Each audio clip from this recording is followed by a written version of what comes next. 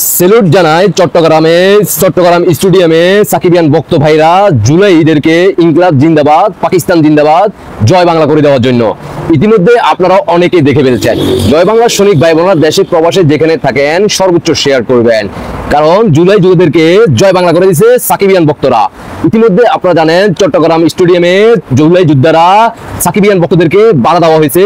পরবর্তীতে প্রথম বাধা দেওয়াতে তারা শোনে নাই, দ্বিতীয় বাধা দেওয়াতে পরবর্তীতে সেটাও শোনে নাই, তৃতীয়বার যখন সাকিবিয়ান ভক্তদেরকে বাধা দেওয়া হলো তখন সাকিবিয়ান ভক্তরা জয় বাংলা স্লোগানে জুলাই যোদ্ধাদেরকে ইনকিলাব জিন্দাবাদ, পাকিস্তান জিন্দাবাদ, সাকিবিয়ান মতো টি-20 ম্যাচ খেলে দিয়েছে।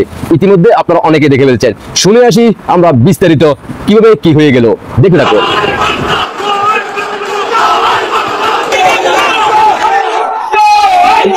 মাঠে চলছে বাংলাদেশ ওয়েস্ট ইন্ডিজের ম্যাচ। টানটান উত্তেজনায় স্টেডিয়ামের দর্শকরা তাকিয়ে আছে খেলোয়াড়দের দিকে। এরই মধ্যে দর্শক সারি থেকে প্রদর্শন করা হয় বিশ্বসেরা বাংলাদেশি অলরাউন্ডার ও কার্যক্রম নিষিদ্ধ আওয়ামী লীগের সাবেক এমপি সাকিব আল হাসানের প্লাকার্ডের চোখ আটকাতেই তাতে বাধা দেন স্টেডিয়ামে উপস্থিত জুলাই যোদ্ধারা। তারপরই ঘটে অঘটন।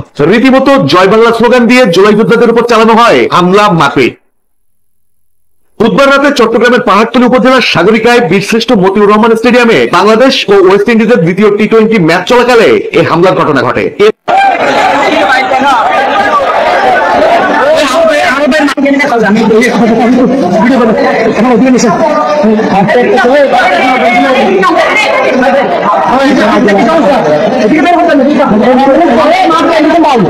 জনের পরিচয় নিশ্চিত করতে পেরেছে পুলিশ। তারা হলেন মোহাম্মদ মেহেদী, সুলাইমান স্বপন ও নুরুল হুদা। বর্তমানে তারা চট্টগ্রাম মেডিকেল কলেজ হাসপাতালে এবং বাকিরা আশপাশের বেসরকারি হাসপাতালগুলোতে চিকিৎসাধীন রয়েছেন।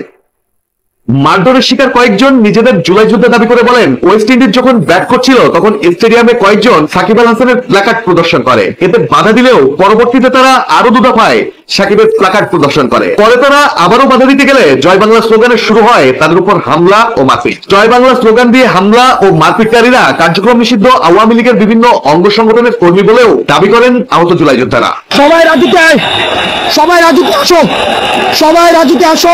এরা আমাদের সবাইকে ঘিরে রেখেছে, পিটাচ্ছে।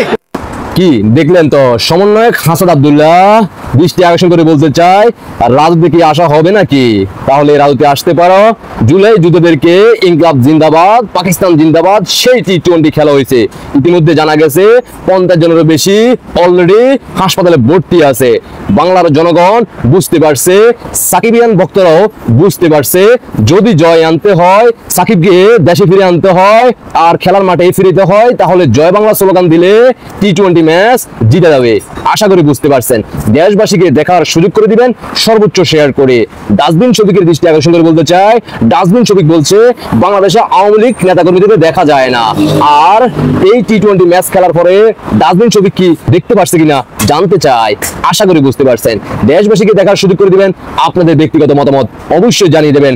ভালোবাসা রইল ওই সকল সাকিবিয়ান ভক্ত ভাইদের প্রতি। হাজারো সেলুট। এভাবে ইনকিলাব জিন্দাবাদ করতে হবে। বাংলাদেশের প্রত্যেক প্রান্তে গর্জে উঠতে হবে। পাকিস্তান প্রেমিকদেরকে এভাবে হাসপাতালে ভর্তি করাতে হবে। আল্লাহ হাফেজ।